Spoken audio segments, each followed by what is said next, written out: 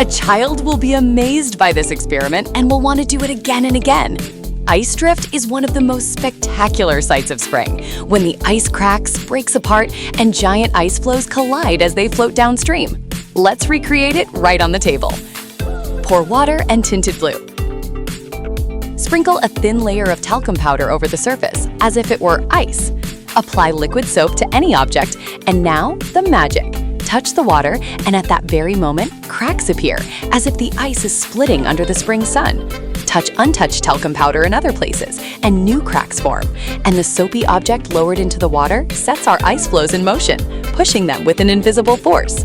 Why does this happen? It's all about surface tension. The water molecules on the surface are strongly attracted to each other, forming an invisible film. But soap breaks this bond, and the talcum powder instantly rushes to the sides, creating a living ice drift. That's how science turns ordinary water into a spring river, and a child into a little nature explorer. If you liked the experiment, give it a like.